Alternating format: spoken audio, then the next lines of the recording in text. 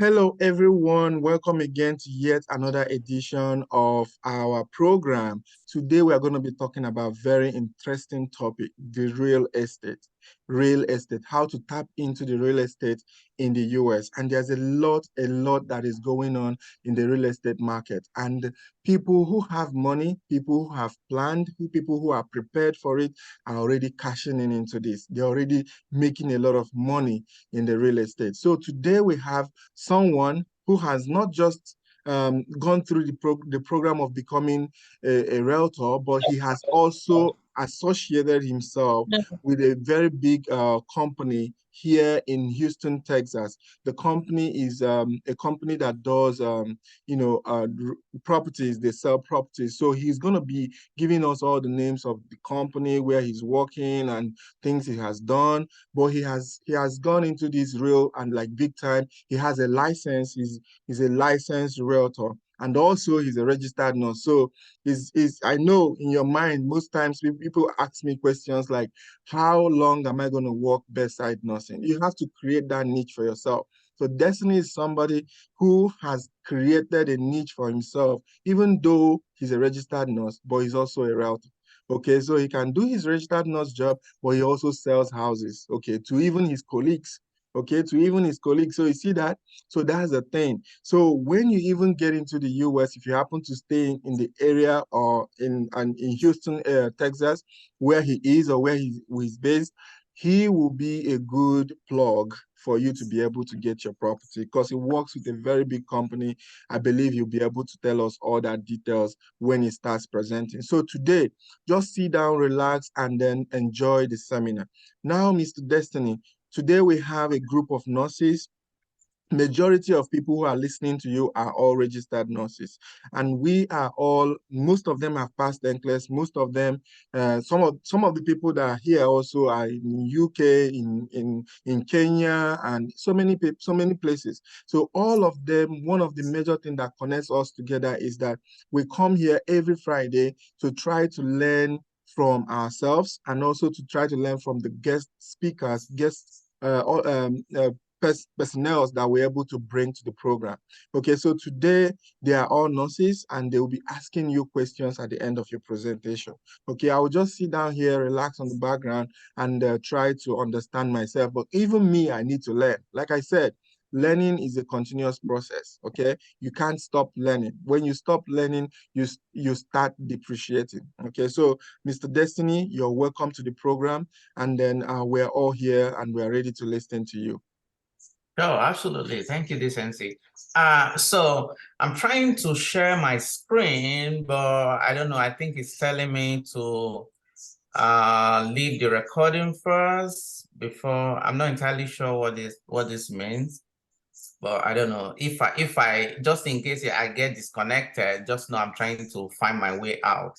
Okay. So Can you send it to me? I can share it with Oh, you. yeah, absolutely. Absolutely. Let me see.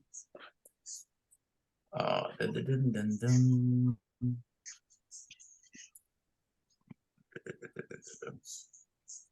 Let me share this. Okay, you know what? I'm gonna. Did that stop your recording or no? Yeah, I did stop. I stopped it, but you're good now. Okay, okay. So hello everyone. So my name is Destiny, and little background about myself. I'm a registered nurse. Everybody hearing me good? Yes, we are. Okay, so I'm a registered nurse. So I also had my master's degree in public health, and I'm also a rater, so I have a lot on my hands. So so I moved to Houston about, I think, last year, and actually when I came to Houston, I needed something to like a backup. just to compensate my income, not just my bedside nursing job and all those things. So I just needed something. I just needed to diversify. So, and right from even before I got into the United States, I have been like a passionate person about real estate. I love real estate. So I love talking about properties, love buying properties. Yeah. So I just needed, I thought this is be like an opportunity for me to really go into real estate. So I decided to get my realtor license. So I'm actually a licensed realtor in Houston too. So I see a lot of people from Nigeria and let me see, Nigeria, UAE, UK. Okay. All right. So let's dive into it. Now, this is it. The question is, why should you even want to get a house when you come to the United States? You can decide to be like just to stay in rent and make your money, send it back home, buy all the properties in the world back home, and you don't have anything in this country. But the thing is, yes, investment at home is good, but there are lots and lots of benefits if you have your home in the United States. It's like the government. The government compensates you if you are steady. So what the government needs are people. They don't want people that just come and they go away or they take all their investment away. They kind of encourage you to put your investment in this place. And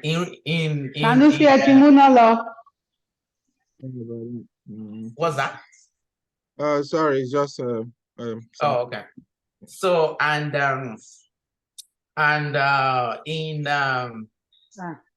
in response to that, they will give you a lot of benefits, give you a lot of incentive, so to speak. So housing payment is one of the first things to think about. The first thing is that if you are renting a house, you don't know what's going to happen about the rent. The thing is, in the US, if you rent a house, let's say year one, you rent a house for $2,000, right? And you decide to renew your lease after that 1 year. You decide to renew your lease, you want to stay again. If I'm not mistaken, there's 85% chance that your landlord is going to increase your rent. Because usually it's going to be like, oh, this guy is comfortable or this lady is comfortable with my house. So I'm going to increase it.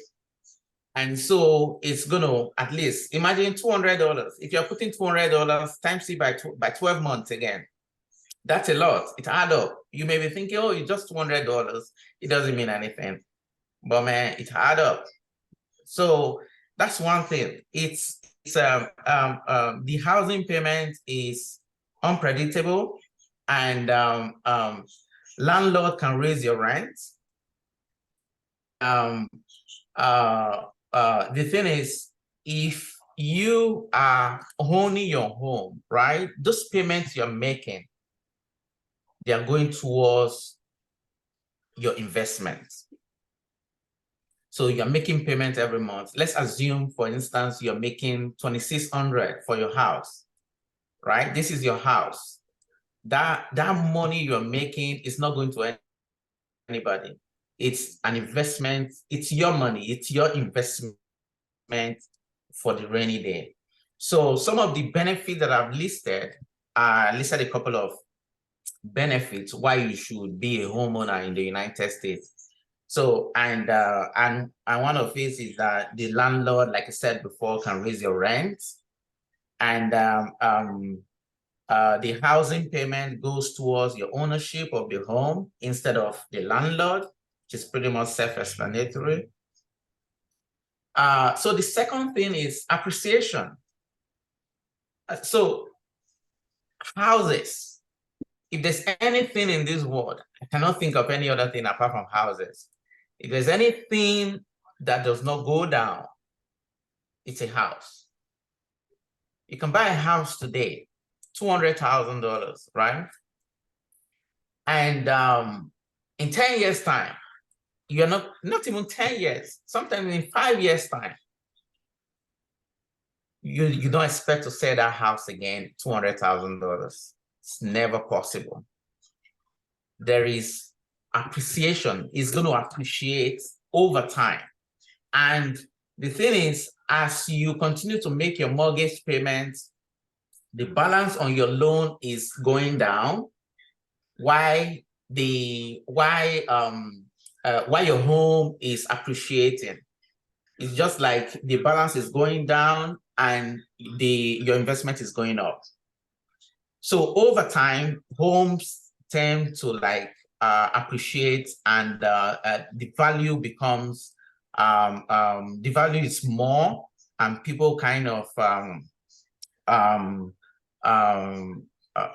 people kind of follow through with those things. Another thing is, one good thing that helps homeowners is inflation. Inflation is a very bad thing, right? Lots of people say inflation is bad, inflation is bad. Yes. But let me tell you, inflation helps homeowners because this is it. If things are very expensive, there's every possibility, not even there's every possibility that your home has increased is like 100%. So when people are complaining that, oh, inflation, things are expensive, this and that, you rest assured that your home is, if your home was worth 300,000 in 2022, rest assured your home is way worth more than that now. So that's another thing, another reason why you should get a home in the United States. Appreciation. And over time, home value tends to increase. And I'm not entirely sure the research. It said every year, annually, home value tends to increase at least 5%. So just imagine you have a $200,000 house that is worth $200,000. Every year you live in that house, your house is being appreciated. Your house is appreciating 5%. So imagine if you live for that house for 10 years. So over time, your home tends to increase. So that's that. The other reason why you should also get a home in the United States is the tax benefit, which is a big one. Property taxes are deductible. Some people know, some people don't know. Your property taxes, it means like the taxes you pay on your home at the end of the year, you can write it off. Let's assume you pay $4,000 in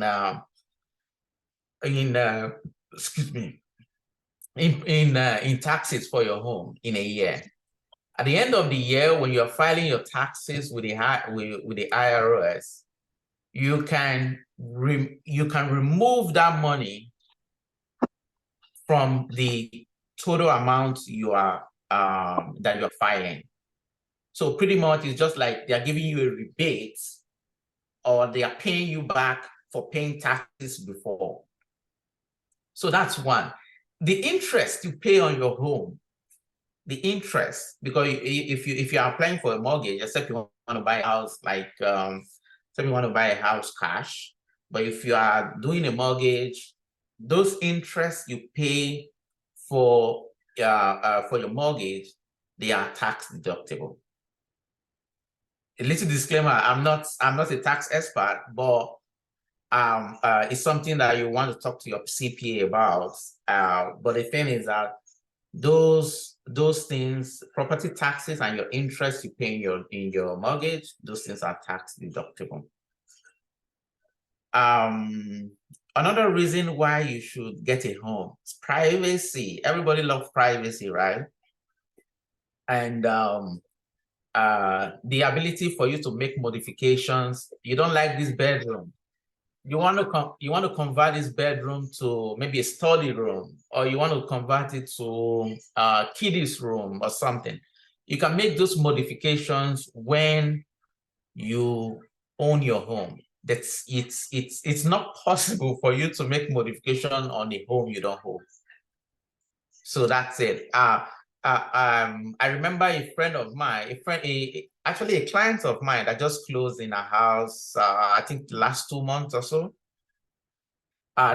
She was coming from an apartment complex, and she was telling me routinely the property management company usually come and do inspection. I was like, oh, really? Wow.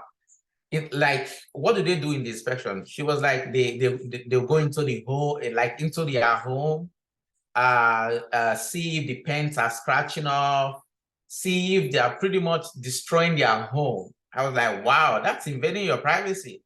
And she was like, that's something they have to sign when they want to get an apartment complex. That she's just so done with that. And to make matters worse, she was telling me that there was a day they just showed up unannounced. So who wants that? And the thing is, it's not a matter of oh, you're not going to open the door for them. No, they have the keys. They have the keys. So they can open your door, go in, do their inspection, and leave. So those are things you sign. Those are things you sign before you even get an apartment renters. So nobody wants that. So everybody wants privacy. Everybody wants modification, like to be able to do modification in whatever room, in whatever office space. They want to do all sorts of things. And if you own your home, there's no, it's not, people have to take permission from you before they even step into your property. Because it's actually like they're trespassing if they come into your property unannounced or without you giving the permission. So those are some of the reasons. Another reason is so you have this financial safety net. Like I said before, making payment every month is just like you're saving for the rainy day. Saving for the rainy day, what can you do with that? You can actually borrow money. You can borrow money from the equity. So equity is just the so equity is the loan you have minus the amount you have paid before. So the difference is what equity is, it's all about. So you can actually borrow money from that equity you have and use it for whatever you like. You can also refinance your home if you have maybe if you have a high interest rate, you can refinance and get a lower interest rate, and you can be staying in a very big house, but you are paying very little amount of money. You cannot get those things as a renter. You can never. So it's only a home kind of provides financial safety net for you just in case of like a rainy day. Another reason is oh, okay, I think I exhausted all my reasons. Everybody following? Yes, we are. Yes, we are following. Okay, so let's talk about home equity. What is it all about? So it's the difference between your home value and any mortgage balance. You have a mortgage balance. This is your mortgage balance. Your home value is this way. The difference is what home equity is all about. And that's the one I said you can actually borrow money from. You can take money out from your equity. I gave an example. I said, let's assume the home price or the amount you bought the home for is 100,000, right? And you made a down payment of 20%. That's about 20 grand, right? So the mortgage balance is 80 grand. That 20 grand, it's what's your equity. And you can refinance. You don't, this day, you don't even necessarily have to refinance. You can take this money, you can borrow this money out and use it for something else. Maybe use it for student going, for your children going into college, or for anything, any project you want to do elsewhere. So that's it. Let's see. Let's talk about FICO score. That's a very important thing. Everybody has been hearing, oh, credit score, credit score, credit score. So actually, FICO score is, that's a fair Isaac. It's a kind of data analytic company, and it's focused on credit scoring system. I think they are starting to have that in Nigeria now, because I do see email telling me about something score in Nigeria. So I don't know if that's just a scam or is something real. So, but yes, what they use in the United States is the FICO score, and this score is to measure the risk or the credit risk for consumers. If you're going to borrow money, they want to know, is this person that is borrowing money, is it trustworthy? How do you know that? How do you measure those things? Is he a trustworthy person? Does this person make payment on time? Does this person have a history, a good history? So what's his record over time? So this FICO score has been around since the 1950s, and I'm going to tell you everything that is contained about the FICO score, everything that, like the components of the FICO score. And I think that's going to be my next slide. Yeah, your yes. slide is not moving. I don't know if it's from me alone or from everyone. Oh, it's not moving? Yeah. We've just been wow. on this, what is it again? How do I go about buying a new home? Wait, hold on. Oh my God. But try and share it again. Go back to share and then share it again. Oh, maybe it's because you started recording. Yeah, try and share it again. Let me see. I'm actually on this. Yes. Did that change? Yes, it did. Okay, so let me go back. So that means the previous slides, you have not been seeing it. Yes, we have not. Did you see this one? No, we didn't see any of that. Okay, so something is wrong somewhere. But I think it's okay now if you just move back to where you started and just we'll just look at it. Some of us are taking notes. Okay. So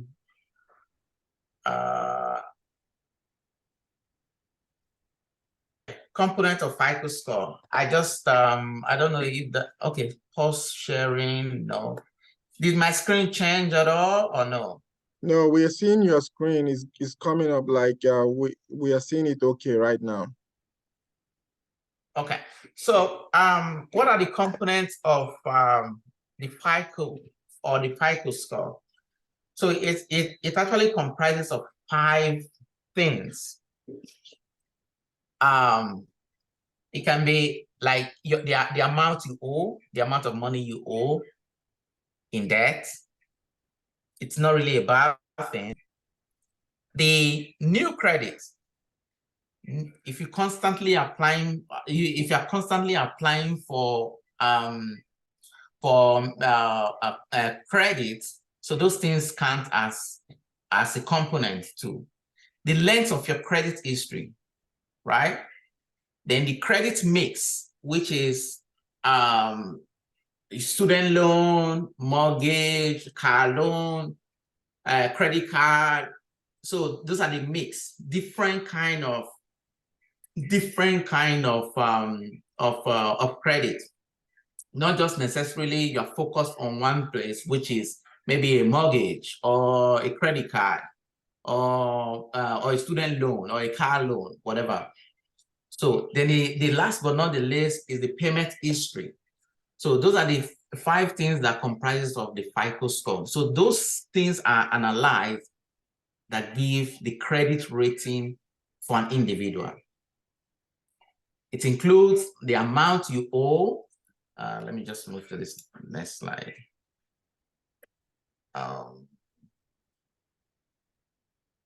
Okay.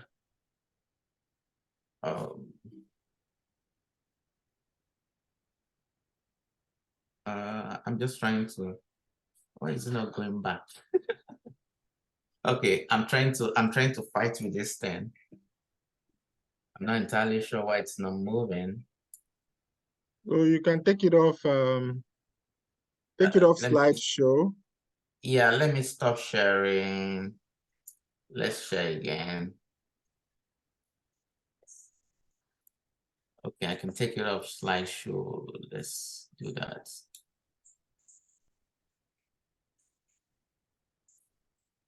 Okay, exit. I just want to exit the slideshow. Then let's see. Everybody seeing this screen? No, it's blank right now. It's blank. Why? From current. Yeah, we can see that. Has everybody seen this? Yes. Okay. So so your payment history. I'm actually talking about like the FICO score, those components of FICO score accumulate together to give you like a credit rating. So, and one of the things is the payment history. It makes up about 35% of the score, and it's all it just comprises of making an on-time payment. Your payment on time every month without defaulting, you can be assured that your score is going to improve. And usually the lenders report monthly payments. Any payments you make in a month, if you have debt, any payments, the lenders, they report it to the credit bureau. And they have 3 major credit bureaus in the US. You have Esperon, TransUnion, and Equifax. So those guys are the ones that actually do the analysis. Then they give you a 1 FICO score. The second thing is the account or the amount you hold. That should be the amount you hold. That make up about 30% of the score. And like I said, it's how much you owe on your line of credit. Either your credit card, your student loan, your car payment, or so usually if you max out your credit card, like if they give you a credit card of maybe 5,000, you just go to the shop, you buy things of 5,000, just max it out. There's every possibility that your credit score is going to take a hit, because you are using 100% of what your limit is. So, fun fact: don't max out your credit card, please. it's bad for your credit. And I'm gonna tell you like what's a good number for you to stay on. The length of your credit history. It's also another thing that make up our FICO score. The length. It makes up about 15% of the score, and straightforward, the longer the age of your credit, the better, right? If you open a credit card in 2020 and somebody that just opened a credit card today, 2023, you don't expect somebody that just opened today should be more than what the other person that opened in 2020 is, if he's keeping it in good shape. Usually consider how long the oldest account has been opened, either a car loan, credit card, or a mortgage. The longer it is, the better your credit. And I talked about the credit mix before, and that make up about 10% of the score. And I also talked about the different kind of credits. So you can actually have two kind of credits: instrumental credit or revolving credit. Revolving credit is the credit cards, right? Store cards, West Fargo cards, whatever, anything credit card, they're all revolving credits. Instrumental credits are like car loan, mortgage, student loan, because those are things you pretty much pay, like it's there, it's paid instrumentally. So unlike the credit card, if you don't spend your credit card, you're not going to make any payment, right? So that's why. So instrumental credit and a revolving credit. The other thing is new credit. So if you, like I said before, if you yeah, that's better. So if you constantly apply for new credits, right? There's also every possibility that your credit is also going to take a hit, because it's just like you are given an impression that, oh, these guys didn't accept me, I'm going to go to the other one. And anytime you apply for new credit, there's going to be a ding on your credit a little bit. And if those, and there's a report that somebody put your credit, and if a new account was created, it's going to also be on your report. So if you are constantly opening like opening new credit, it's also going to tell on your credit report and your overall your credit score. So new credit make up about 10% of the score. And like I said, having too much inquiry can be detrimental to you.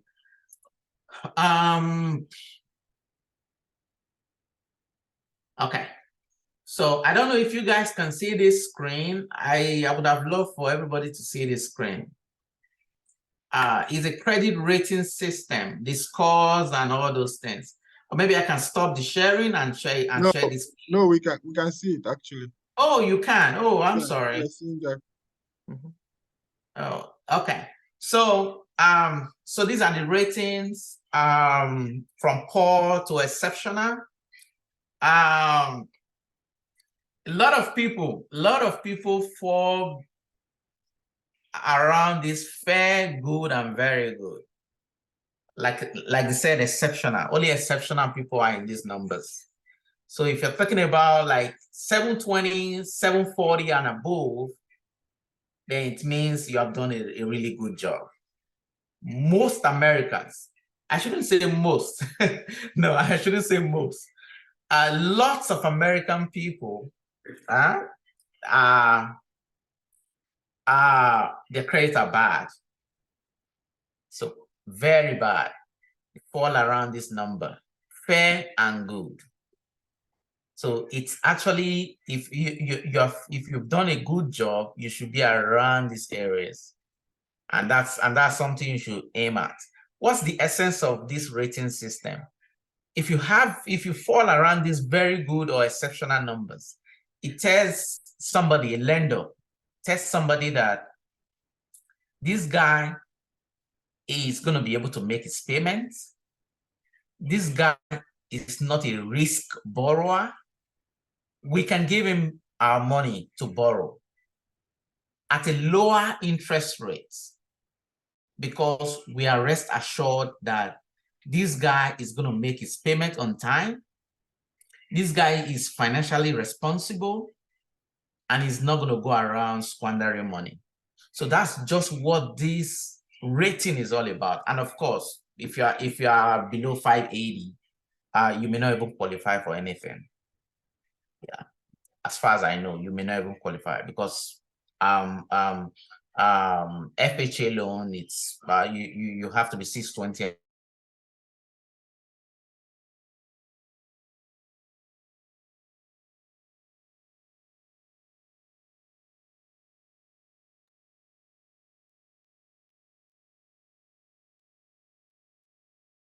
Hello, Destiny. Hello. Okay, I think it's having a little bit of issue with it's calling me. You're not going to pay anything, right? So, but yeah, so but the student loan, the mortgage, and the car loan, so they are done every time, like every month. And if you have a mix of all these credit, those type of credit, your credit is definitely good. Well, the next slide, sir.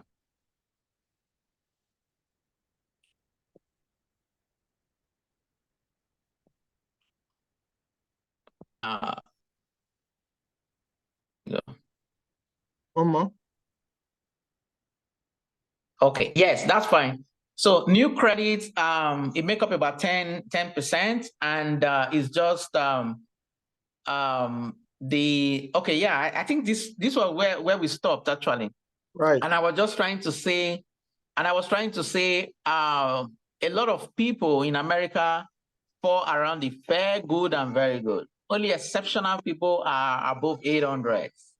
Like, these are people that their credit history is long. They have been holding credit and they have been financially responsible. And like I said, if you're financially responsible, you manage your money very well, and you fall around these 800s, that's the exceptional, very good, and good. It's going to give an impression to lenders or to borrowers that this person is good. This person is going to be able to pay us our money back on time. Okay, because this thing is all business. So nobody wants to see his investments wasted or something. So everybody wants to see that, okay, you're borrowing money from me, you should pay me back in interest and on time, and you're responsible about it. So that's what this rating is all about. Can you go to the next slide, please?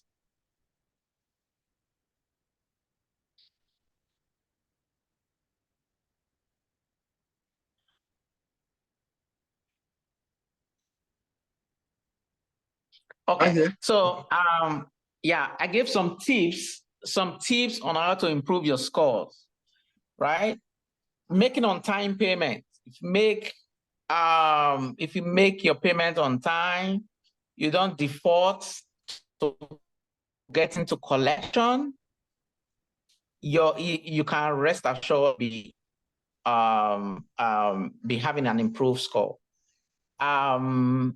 You remember I told you something about maxing out your credit your credit card.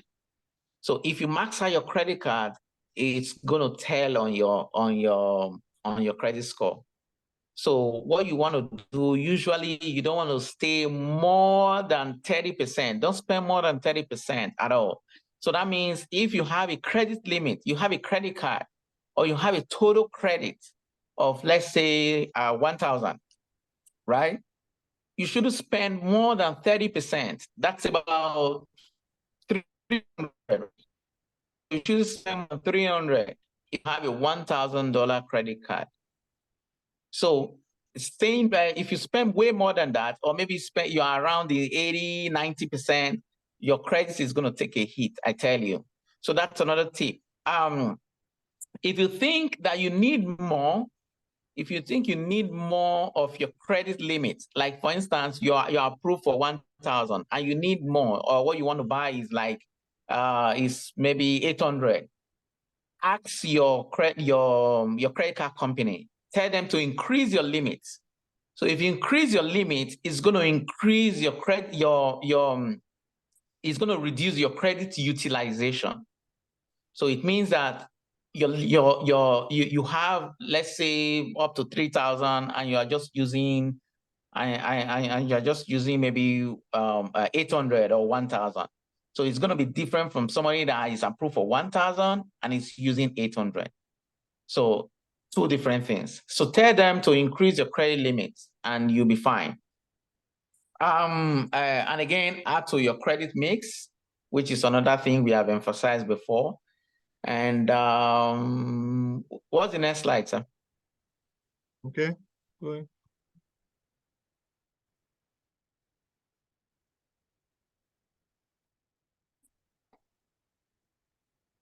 That's the end. Okay, so there's a resources for like to check your credit. The first one, the annual credit report.com, that one allows you to request your credit report at least once in a year. It's free. You can get the report from all 3 credit bureaus. So you can get the report. And the applications or apps that you can download that is going to be monitoring your credit score, like Credit Karma. I Credit Karma too. So it's very reliable and it's very safe. So and there are a lot. Even sometimes your bank, the bank you open your credit card with can have tools for you to really check your credit scores and all those things. So yeah, that's it. I don't know I think the next slide is questions. Next slide. Question. Yeah. So thank you so much, Mr. Destiny. Thank you for even in the midst of, what was going on, you were still able to come in and still rejoin the program. I really appreciate your sacrifice. Yeah. And then everyone, you have heard it all from Mr. Destiny. So I know you have some questions. I know you have some, you have already some of you have made plans already on how to buy houses. And then what you're asking yourself is it doable now? One of the things that is take home today is that for you to be able to buy houses in the US, you have to have a good credit score. And for you to have a good credit score, it means you have to know all the things that he talked about today, both the credit means, the account owed or the amount owed, all those payment history, length of the credit card. So when you come into the US, you should prioritize getting a credit card immediately you come in. Because if you don't get a credit card and you have stayed here 2 years, if you stay in the US 2 years and you don't get a credit card, that day that you first of all get the credit card is when it starts counting for you. That's the length of your card. Okay, that's the history of your card. Yes, sir. Okay, so when you Yes, come sir. in, the first thing you do is rush into a bank. Once you have your social security, once you have your green card, once you have your driver's license, go into a bank, tell them you are new in the country, you need a credit card. Okay, some of the agencies that are going to be coming with can also put in a word for you to vouch that you are a nurse, you're going to be working in social facility, and therefore you are going to be making your payment on time. So when you do that, you'll be able to get a credit card on time and start working on it. And let me tell you guys something. I know most of you see houses, most of us that are here in the US posting houses every day that we bought a house and everybody's rejoicing about it. Let me tell you, buying a house is not a product of having the whole amount that you used to buy the house in your account. That amount that is being used to buy those houses are actually borrowed. We all borrow it from the bank. But before you can borrow that amount from the bank, you have to have a good credit score. Okay, so that's the point Destiny is making today. And I've already started seeing questions rolling. We can actually take some of your questions. If you're in a very good network and then you're in an environment where you can actually speak to us and without noise and interference from your background, I can allow you to unmute and ask your questions directly, okay, to Destiny. But one of the questions that we have in the comment section now is the difference, or is there a difference between a credit card and a debit card? So, Destiny. Oh yeah, yes, sir. So yes, there's a difference between a credit card and a debit card. So the thing is, a credit card is the money you don't have, right? It's already approved for you to get, like that money is already there for you to spend. but you don't have it at this time.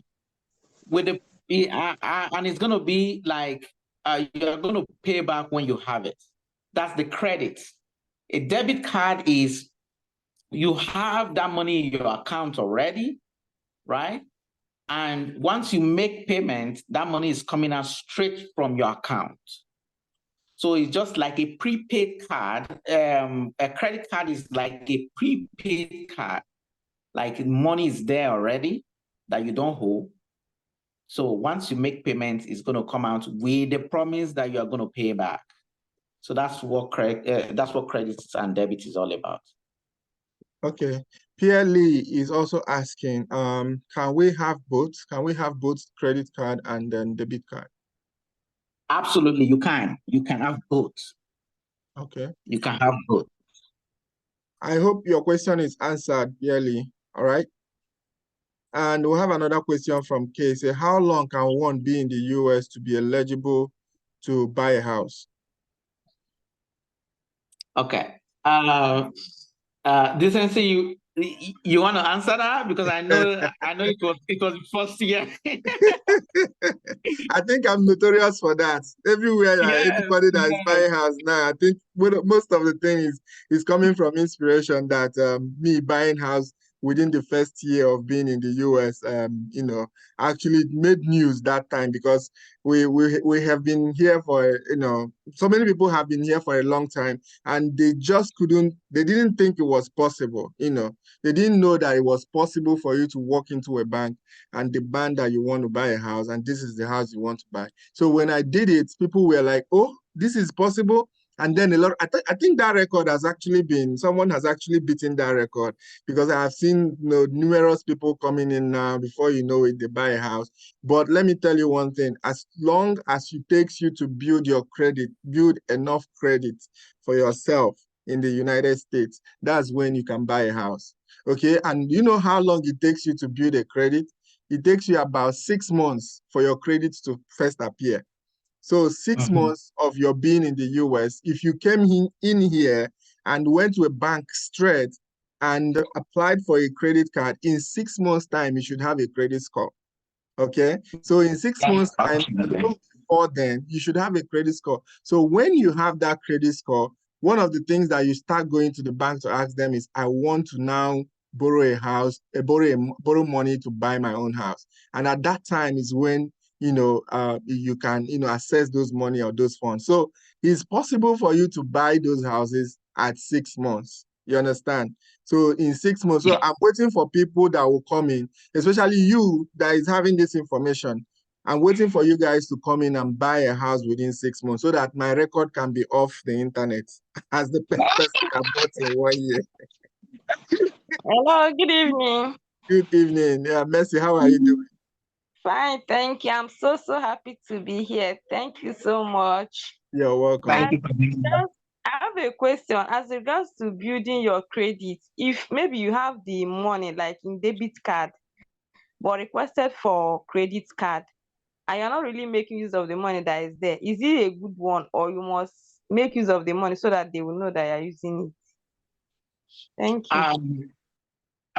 So if I got your question correctly, like you have a credit card, but you are not using it. Yeah. So she prefers maybe to I have use her money in my debit. account. Yeah, Yes, that's I'm Nigerian using my mentality. debit. So Yeah. Yeah. Yeah. I learned that. I know. I learned that quite early because credit card is actually borrowed money, right? So in Nigeria, we don't spend, or in Africa, let me take for instance, in Africa, we don't spend money we don't have. If we want to build a house, we first of all save the money and then make sure we have like 10 million in the account, then we'll go and start molding block. You understand? Yes. So that's how we behave in Nigeria. But here, the system is not like that. You have to understand the system. System here in the US is structured on credit. Somebody who does not have 1 naira can be riding a private jet. Yes. Somebody who does not have 1 naira, $1 can be riding a private jet. All on the basics that the banking system, the banking sector, they all believe that he can pay his mortgage, whatever either car payment or a jet payment, anything that they believe that he can pay, they will give it to him. So I will leave Destiny to answer that question, but I know the answer. I know where he's gonna go.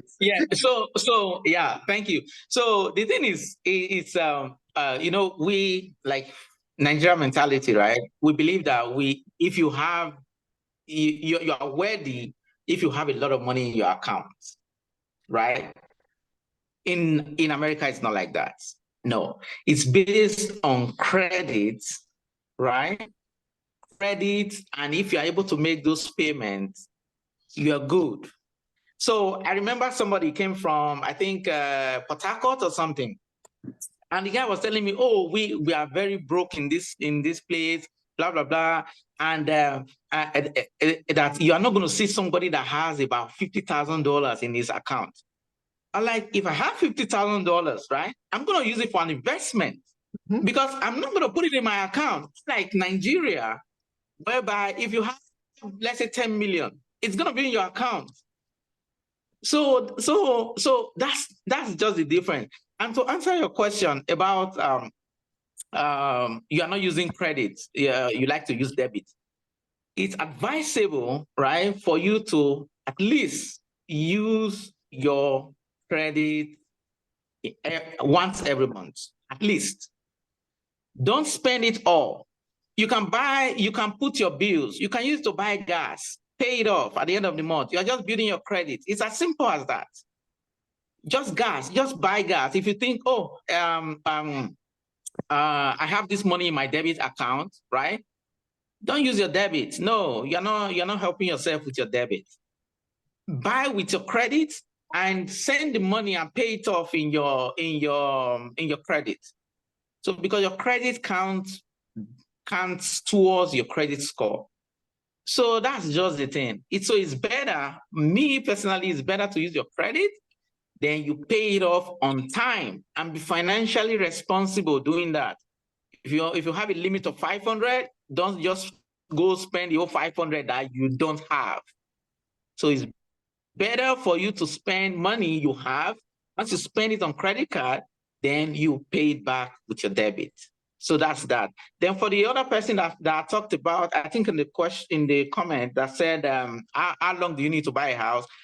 So just like this Sensi said, in as much as you're able to build your credit within 6 months, yes, you can get a house. So that's just period. That's it. There's no long story about it. Your credit report, once you land into the US, it takes about 6 months for your credit report to show up with the credit bureau for them to.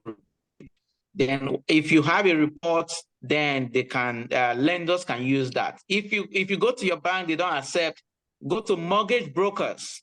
There are mortgage brokers that are kind of like, I'm sorry. Yeah, you're good. You're good. I was just okaying what you're saying. Yeah. Okay. So there are mortgage brokers that kind of like stand like in the middle between you and other banks. So these guys are able to shop around. Okay, West Fargo does not accept somebody that has a 6 months credit history. Okay, what about Chase Bank? Okay, what about Capital One? What about Bank of America? So these guys they have access to all those banks, and there are private investors. If I have a lot of money, for instance, I can be borrowing people money to buy a house with the return that, yes, they are gonna pay me in interest. It's all business. So there are private investors, private lenders that can borrow you money to buy a house. So it doesn't have to be like you just go to the bank. No, so that's just the thing. Anyway, I just said I should throw it out. That's good. That's a good point you made right there. Thank you so much. Hello. Yeah. Yes, so, ma'am. I would like to ask a question here quickly. I wanted to know. I got here into America, but I got some agent that is trying to get me a house, but he was apparently telling me that I can't get a house before I get 2 years old. I'm a year old. And then I wanted to know why couldn't I do that? Because I got my credit and all that. And then he was like, there's this loans that we get, I don't know what you call them, F something. And FHA. FHA loan. yeah, that one. Yeah, but I don't know if state to state differs with that.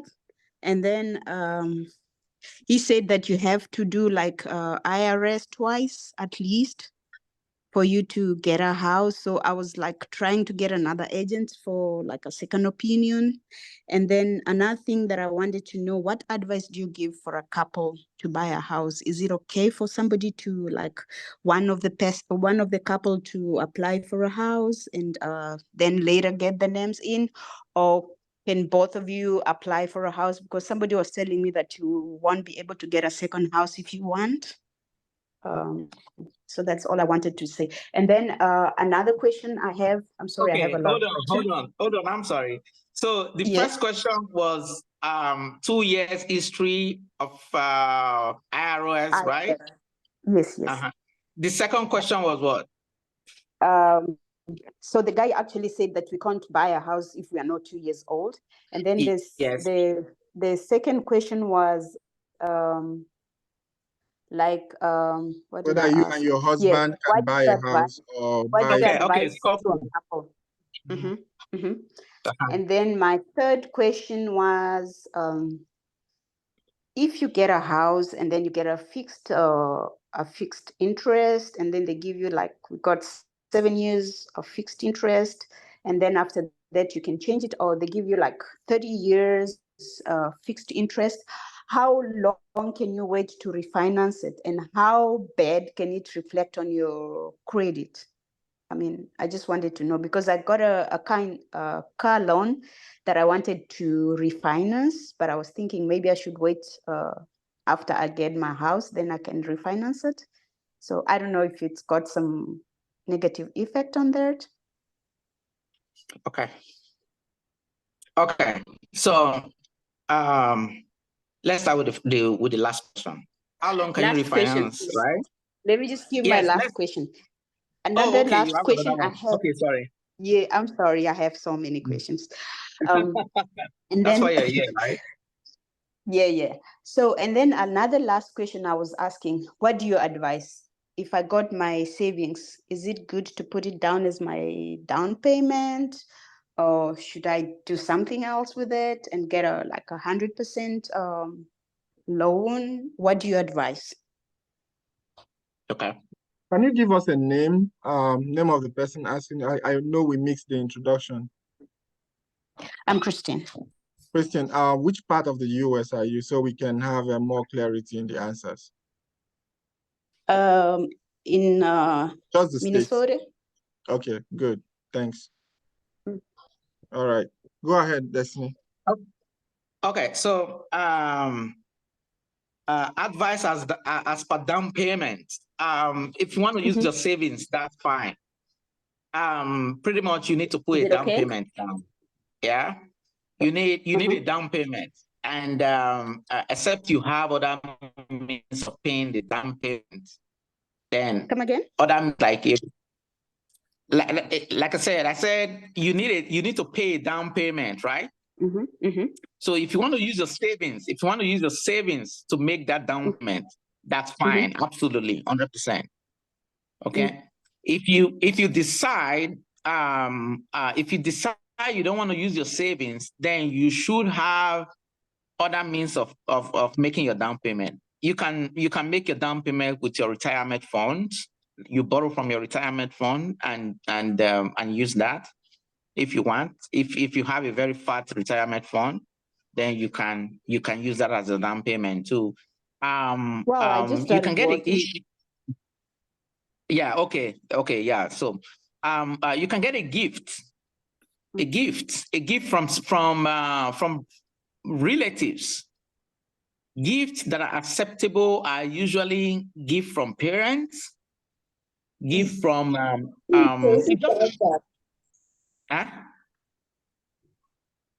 Hello? I'm quiet. I didn't talk. Oh, okay. I thought you were saying something. So pretty much what the gift is all about is you're not going to pay back that money. to the person that gave it to you.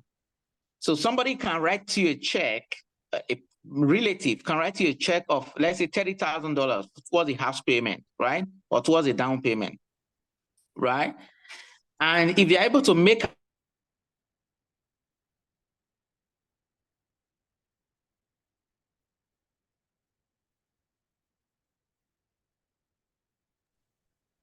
Can't hear you. Yeah, I think his network is, you know, a little bit glitchy. Yeah, no, your network, yeah, your network is a little bit glitching. So I don't know. You're back now, right? yeah, the light is back, but Okay. so what I was just trying to say is that in as much as that person is gifting you that money, right? Is you're not required to pay back that money, right? Then it's used as a down payment. Otherwise, I don't see any other ways you want to make your down payment. Yeah, and then another thing again, let me add to that question. What she was asking is it okay for her to like pay 3% down payment and also or 20% down payment or just allow the bank to pay 100%? That's your question, Christian, right? Yeah, yeah. Okay. So there you can actually pay 3%, which is the minimum that you can pay for FHA loan. Okay, you can pay this 3%. 20% is more advisable because if you can pay 20% of your loan, that means you're not going to pay PMI. You understand? PMI Yeah, is premium mortgage insurance. You're not going to pay any insurance on the house for the loan. So for this country, you know, every loan you take is a risk. And nobody wants to, you know, have a money that is risky. So what they do most of the times is try to have a loan on loan. Also have insurances on loan, sorry. So that insurance on loan guarantees the lender that even if you don't commit to paying, another company is going to take up that burden of pursuing you to pay and then giving him, that is the lender, his full money. Okay? So that's the PMI. But if you're putting down 20%, you're not going to pay PMI. Okay? So the PMI falls off if you are putting in 20%. Okay, so advisable, you can pay 20% down, but if you don't have pay 20% down, it shouldn't delay you from getting a house. If you have 3%, pay it. If you have 10%, pay it. You can pay any percentage between 3 and 20. All of them will reflect the amount that you pay. 1 minute. It's going to reflect in the amount that you pay monthly in your mortgage. So if you're paying 3% down, you're going to be paying more mortgage every month. Okay? If you're paying 20% down, you're going to be paying less mortgage every month. You understand? So it reflects in the mortgage. Sure. Anything that you put down on that, because you're still going to be the one to pay it after all. You understand? So if you have that money and you're not using it for anything, just put it and put 20% down. If you don't have it, instead of staying in a rented apartment and be paying rent to someone else, someone's account, go and use a 3% and get a house. That is my own advice. But Destiny is the realtor here, so I just wanted to chip this in because I know Destiny is talking about, you know, you getting money. That is also an option. Even if you don't have the 3% that you want to put as down payment, you can get it from relatives. You know, you can get it from friends. Okay, people can borrow you that money and borrow it the right way to you. Then you can use that same money to put as down payment and it will be accepted. Destiny, are you trying to join again? Yeah. Oh, okay. Yes. I want to join with my computer. Okay. Okay. So the 20% that you said, listen, see, the 20% that you said, is it a sure bet that you won't get the PMI? Yeah, it's a law. It's a law in the US. If you pay 20% of your mortgage, you are not going to pay PMI. Nobody is going to ask you to pay PMI if you pay 20%. Yes, sir, that's correct. Yeah. Okay. So I'm really rushing to work. Is it possible I can get one of your contacts? I'm gonna be late, honestly. Yeah. So maybe I can contact you later. So that would be him. He's the realtor.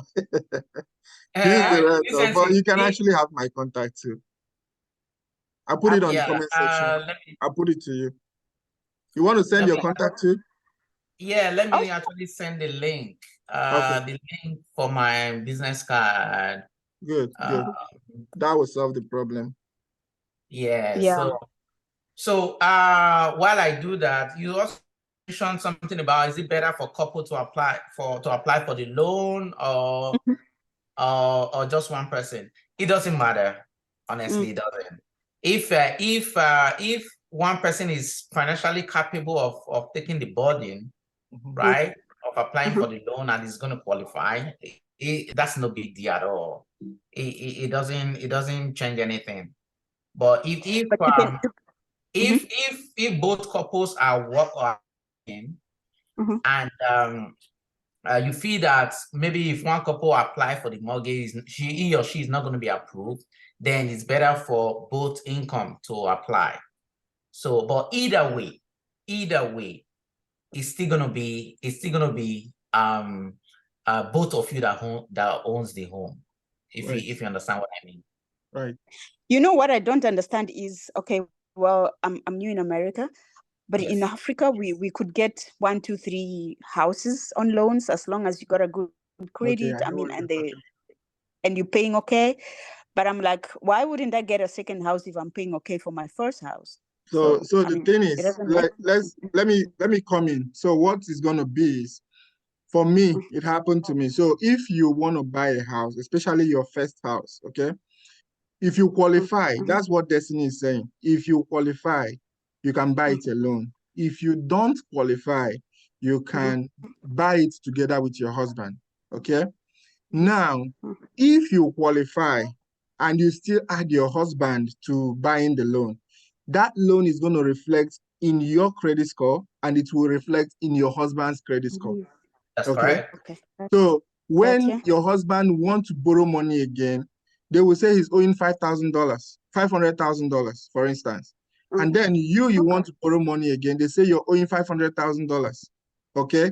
So that's why it's always good to, if you qualify, as what Destiny is saying, if you qualify, buy the house alone by yourself, then add your husband in the lease, in the what is it called? What's that document, Destiny? Like In the mortgage. In the ownership. deed. In the mortgage. Yes, in the ownership packet. Add the Sorry, in the husband, deed. I'm sorry. Not mortgage. in the deed. So add the husband in the deed, but apply for the loan for the house by yourself. That way, if tomorrow you want to buy another house and your husband credit has not been tampered, then you can use your husband credit to buy that house and he will add you in the, well, you know, most Americans don't do this, right? Because of most marriages don't stay for a very long time. So, know. so most of the times they be like they're on their own, they want to do it by themselves and know that it's their own and all that. So, no, that's just it. Okay. I don't know, Destiny, if I missed anything, you are the baba in this. Yeah. Absolutely. That's pretty much it. If you can qualify based on your income alone, go for it. If not, if both income, maybe two couple are that like the couple are working, right? You can combine the income so that you can qualify for the house you really want. And I always advocate to first-time home buyers. Your first home must not be your best home. Yeah. I mean, what do I mean by this? You can buy a home in your first home. You can buy a home that, yes, I just want to get off from that rent, right? Be my own landlord, right? And just have something over my head, right? Once you live there 5, 6, 7 years, you can improve. You can get a bigger house while you put this one on rent. This is going to be giving you income. Okay. So, but most first-time home buyers, man, they are looking for $600,000 house, Exactly. $700,000 house. Pleasure No. before business. Exactly. That's Pleasure the word. before business. No. So those are some of the things you have to consider. Your first home must not be your best home. Yeah. So it's easy, and before you know it, you're already building your portfolio. And There are Destiny, people. just to add to what you're saying now, because, you know, let's take, for instance, you buy a house of $600,000, okay? I won't go into how much you'll be paying back eventually, because you know this money is borrowed and you're paying it with interest. Okay. So once you see a house of $600,000 now, the total amount you're going to pay in 6 years is about 1 point something million. Okay. Yes, So that's that's that. times two. But if you live there 2 years or 3 years and you want to rent that house out, for instance, nobody will be able to pay a mortgage of $6,000, $7,000 on your house. And this might be actually the amount you're paying back mortgage. Maybe the amount may be a lot lesser, maybe like 4,000, 5,000. But how many people make that amount to be able to put it to rent? You understand? No matter how fancy that house looks. You understand? So that's why you need to understand that there is something that is called dream house. And the dream house is not the house you buy first. It's a journey. Because from those houses you buy first and second and third, you can actually be improving on the kind of house you want to have for a longer time, like when you're growing older. Okay, so that's just my own little sense here. Yeah, and just to answer your last question about for FHA loan, you need 2 years of tax. Like you must have filed your taxes for 2 years. So that's a federal regulation. You should have an history. You should have an history of at least 2 years. So that means you must have filed your taxes for 2 years. Like I said before, apart from FHA loan is a federal government loan. It's a government loan. FHA loan, USDA loan, VA loan, they are all government loans, right? So conventional loan is more of like private, but government usually buys it later. Like I said, those things are ways to like those things you may not qualify because 2 years of income. There are different other ways where you can also get money. I mentioned something about private investors, like giving people money. Credit unions. Yeah, credit unions too, giving people money, and just because there's a hope that they can pay based on your rating and all those things. So it's not necessarily have to be FHA loan or USDA loan or VA loan or whatever. You understand? There are work with a mortgage broker. If you work with a mortgage broker, the mortgage broker is able to shop around and look at your condition and see what kind of loan you qualify for. Yeah, you qualify for. Good. All right. I hope that, Christian, I hope all your questions were treated. I think he has dropped. Have you dropped your business card?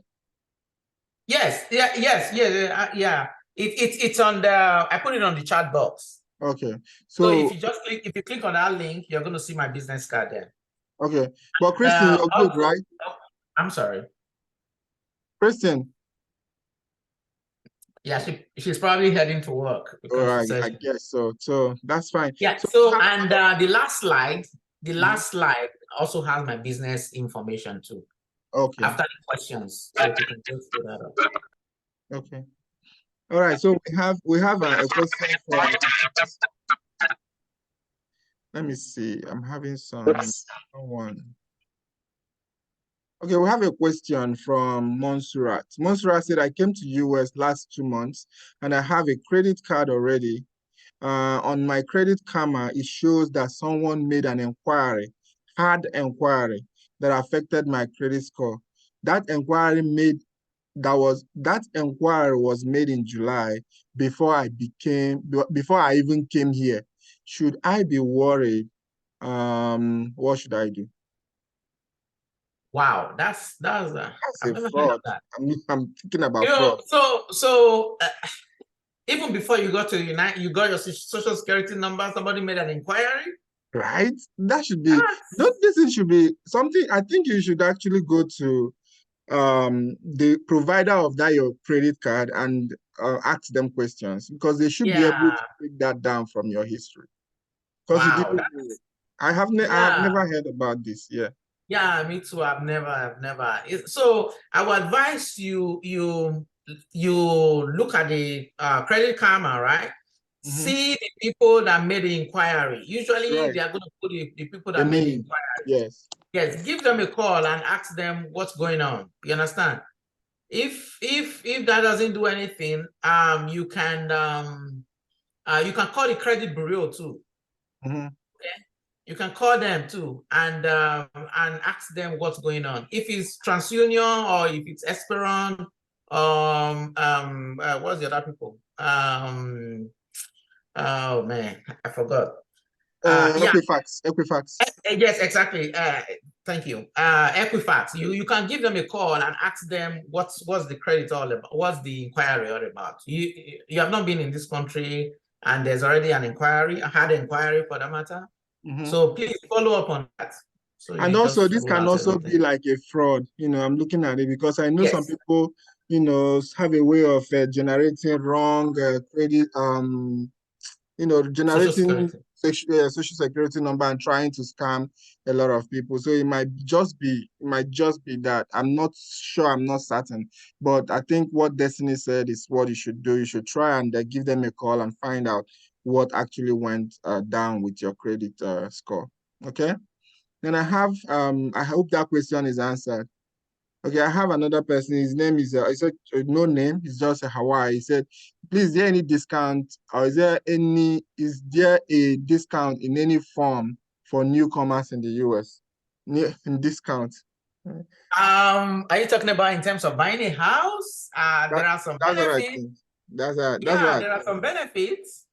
Yeah. So for first-time home buyers, usually they feed based on they are able to put down lower down payments.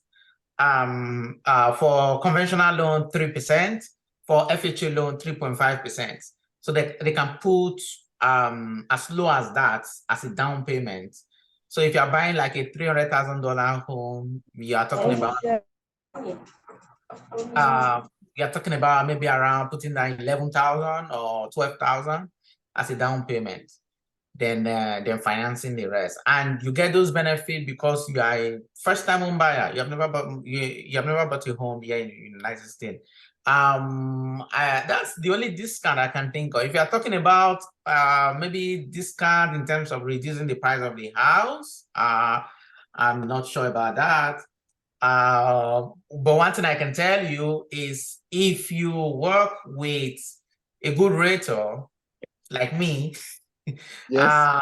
I'm able to, we are able to get you some good deals, like in the sense that you can pay a little out of pocket and the seller can pay some and you pay some. So that's it. So in essence, because Destiny is a very humble person, so I'm going to bring out what he's saying. So if you are working with people like Destiny, so what they do is they try to, if you have like, so apart from the down payment, there is also what they call closing cost. Closing cost is the fee that you pay to everybody involved in the sale, like the realtor, the lender, the seller, the buyer. So there's a cost, and all the lawyer that prepares the documents and all that. So there's a cost of all that. And most times the cost is different from the down payment. So for him, he is able to, if you are able to work with him, for instance, if you're in Texas, if you're in Houston, and you work with him, they are able to come up with some discounts that goes towards the closing cost or even towards your down payment, depending on how you want to use those discounts. Okay. Yep. So they have I give you an instance. Yeah. Sorry, I give you an instance. So a client that just closed last month, and so we were able to get the seller to contribute about $5,000 towards the closing cost, and yeah, that saved her a lot of money. So that's just it. If that's the discount you're asking of, yeah, sure, there are discounts like that. But if you are looking for them to reduce the price of the house or something, it's just what it is. You understand? Right. Right. The selling and buying of houses, the seller wants to make the most profit. So, and you yourself, you're trying to, so you guys will definitely meet at the middle, but it must be something that favors the seller. You understand? Yeah. So you always have something they call seller's market and buyer's market. Seller's market is when there is not a lot of inventories. There's no houses. So those that have their own that they want to sell, they are hiking the price. Okay, but buyer's market is that there's a lot of houses and there are no buyers. So anyone that wants to buy, you have that control. You can price down those houses as you want. Okay. So don't want to owe. Yes, we don't want to owe. And Nigeria, Africans, we don't owe. So Helen Amaka is asking, is it after paying the mortgage that you become the rightful owner of the house? Destiny, when do you become the rightful owner of the house? After closing, the day you go to the title company and you sign those papers to your name, that's the day they give you the keys and you can move into the house and do all those things I told you about your house. If you want to repaint it, if you want to do whatever, anything you want to do. So you are the owner. Yes, because you are the owner. You are the owner. So I know why she's asking, because we are hammering on that the money that is borrowed. It depends on how you see it. If you see it from a Nigerian perspective, that you have not finished paying for the house, that is not your own, yes, you can see it that way. But in US, you don't see it that way, because let's assume you were given a credit card and you use that credit card to go to Walmart to buy something in Walmart. Will you say the thing you bought in Walmart is not your own because you bought it with credit?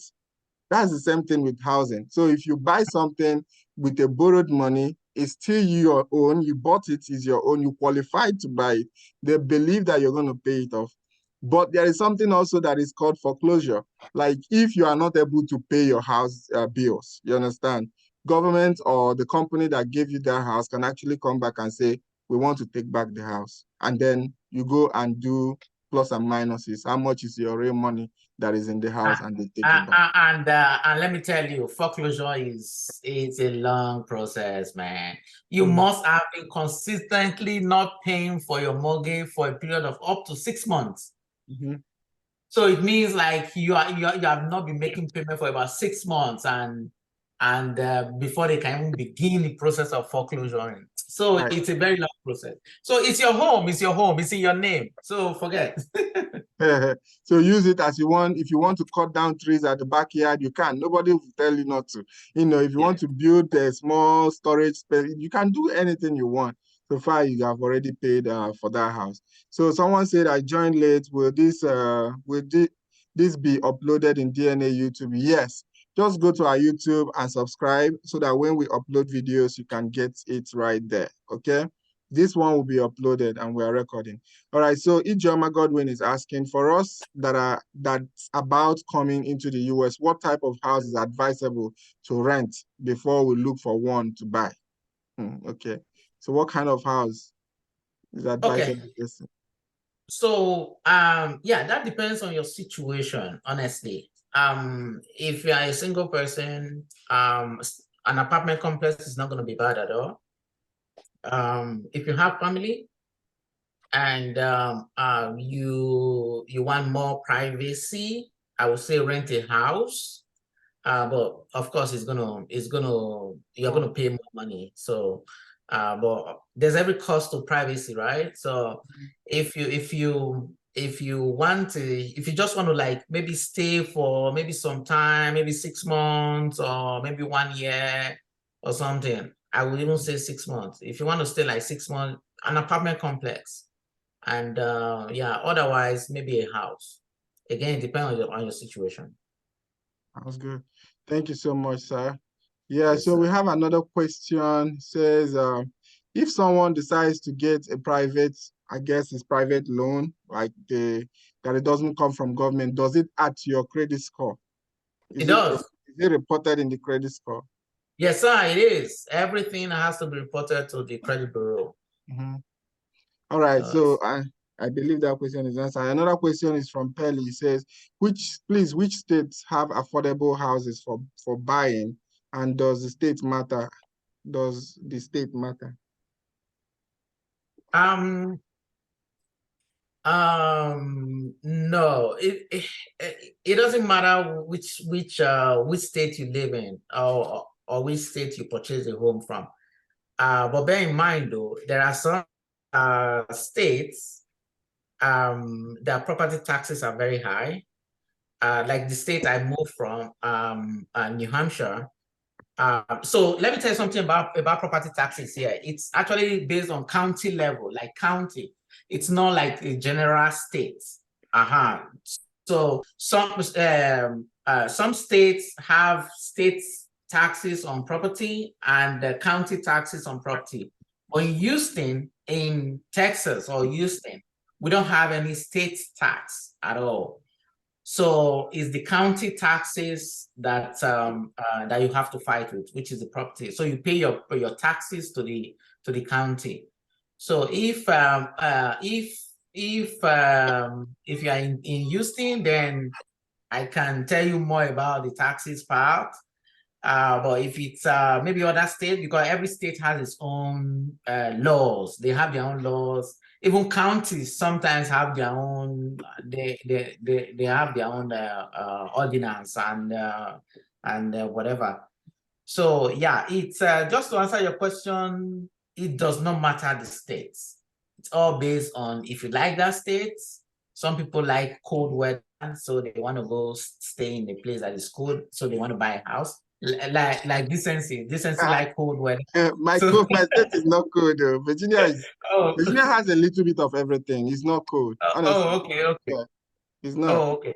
So if you want to buy a house there, yeah, that's fine. Yeah, it's absolutely okay. If you want to come down to the south, like you're thinking of Texas and all those other Mississippi and those Oklahoma and the rest, yeah, it's all good. It doesn't matter the state at all. And in terms of affordability, that also depends on the state. There are some states that are very expensive to live in. I give an example of New Hampshire. New Hampshire was expensive to live in, though the pay was very good, but you're being paid high, the cost of living is high, it's just something else. So yeah, but if you're thinking of more affordable states, thinking of the southern states, Texas, Oklahoma, Louisiana, and those other areas. Yeah, I think I think I'm able to answer that question. Yes. All right. Sounds good. So next question is from Joy. Joy is asking, how does apartment complex look like? Apartment complex is one building with different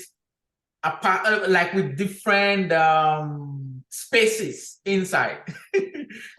I'm not entirely sure. I'm not entirely sure. It's like hotel room, everybody has Exactly. their own room. Yes. It's like hotel room, but instead of one room, you have like a room, 2-bedroom parlor.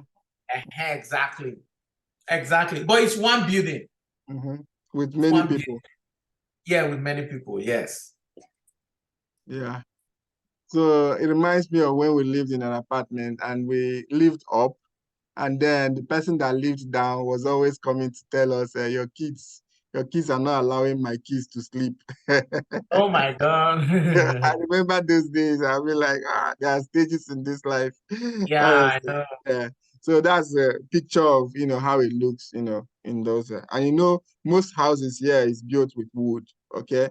So that's one thing. Nigeria, other countries, you build houses with cement and all that, and it's kind of soundproof, but most of the wood houses are not soundproof. So, but you can also find very strong apartment complexes that, you see that you are just on your own. There are no disturbance or interferences from anybody. Okay. All right. So next question is from Hawaii. Says, thank you for answering my question. But for a family of 4, is there a restriction on how many people in a rented apartment? E.g., can 4 of us stay in a room and parlor for a start? Okay, yeah, that's a very good question.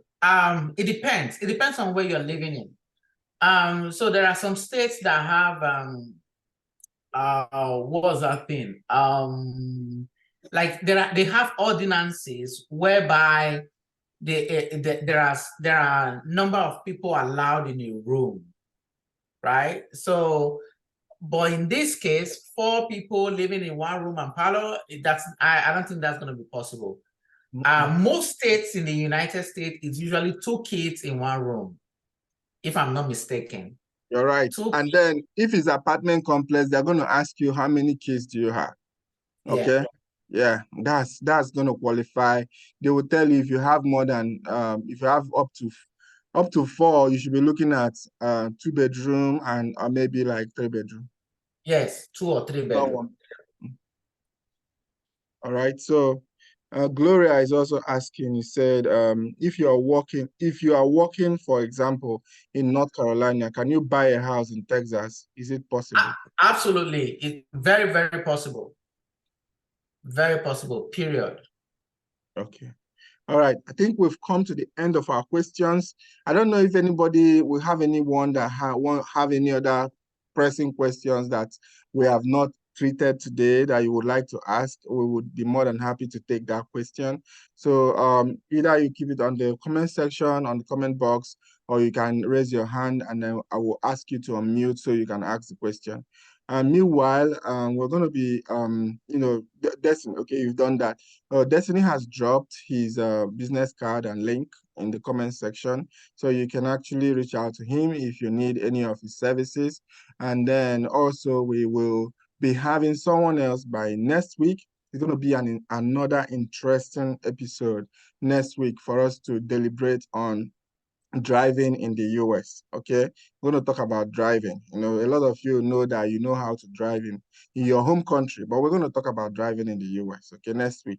So next week, come prepared, come with all your writing materials again, and we will be more than happy to shed some light on some driving laws in this country that you need to start getting used to before you even come. All right. Thank you to everyone that attended.